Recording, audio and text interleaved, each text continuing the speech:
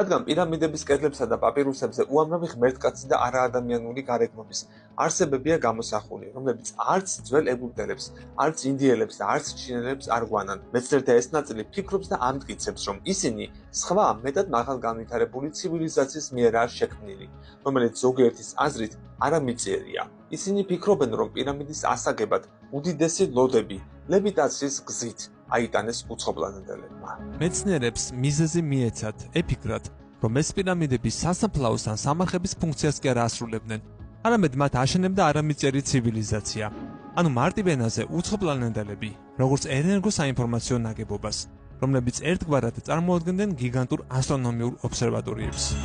ითვლება, რომ ეგვიპტური ცივილიზაციის წარმომადგენლები დედამიწაზე მარსიდან ჩამოვიდნენ. ამ ჰიპოთეზის ავტორებს მთავარ მტკიცებულებად მარსზე აღმოჩენილი პირამიდები და სფინქსის სახე მოჰყავთ, რომელიც ეგვიპტეში არსებული პირამიდების და ქანდაკებების ასლია. თუმცა შესაძლებელია მათი პირველადი სამშობლო მარსი არც ყოფილიყო. ამის გარდა ამერიკელმა გენეტიკოსებმა ფარაონების მუმიების ხანგრძლივი კვლევების შემდეგ ახალი თეორია გაავრცელეს, რომელშიც აღნიშნულია, რომ ძველი მმართველების ძვლის ქსოვილებში ისეთი ელემენტი გენი CXPAC5 აღმოაჩინეს, რომელიც დედამიწელებისთვის დამახასიათებელი არ არის და ეს ანომალია ფარაონების 90%-ში არის დამახასიათებელი. ხოლო თუ თანამედროვე ეგვიპტელებს შორის ფარაონები შთამომავლები არიან, იმის ალბათობაც არსებობს, რომ დედამიწაზე უცხოპლანეტური წარმომავლობის ადამიანები ცხოვრობენ.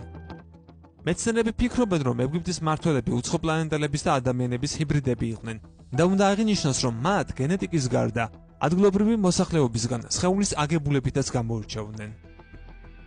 მეცნიერები ფიქრობენ, რომ ეგვიპტის მმართველები უცხოპლანეტელების და ადამიანების ჰიბრიდები იყვნენ და უნდა აღინიშნოს, რომ ისინი გენეტიკის გარდა ადგილობრივი მოსახლეობისგან სხეულის აგებულებითაც გამოირჩეოდნენ. მაგალითად, ამენჰოტეპ მეოთხის, ანუ ეხნატონის თავის ქალას უცნაური განწენილი ფორმა ჰქონდა. ასევე ყურადღების ღირსია ფარაონების უცნაური თითები, რომელიც ობობას საცეცებს უფრო ჰგავს, ვიდრე ადამიანის თითებს და ფლიპერის, ანუ ბაყაყის ფეხების მსგავსი ფეხის ტერფები. შესაძლებელია ამგვარი მუტაციები ექსპერიმენტების შედეგი იყოს, თუმცა უნდა აღინიშნოს, რომ ამ მოსაზრებას ყველა მეცნიერი არ ეზიარებს, მაგრამ თუ კვლევები დაადასტურებს უცხოპლანეტელების ფარაონებთან კავშირის ფაქტს, ეს პირველი ნაბიჯი იქნება იმის დასამტკიცებლად, რომ ადამიანები უცხოპლანეტელებმა შექმნეს, ან რომ ჩვენ მათი პირდაპირი შთამომავლები ვართ. ამ ჰიპოთეზის ყველაზე თავგამოდებული დამცველები უფოლოგები არიან, რომლებაც მისი გახმაურებისთანავე ფაქტების მოძიება დაიწყეს და უნდა ითქვას, რომ იპოვეს კიდეც.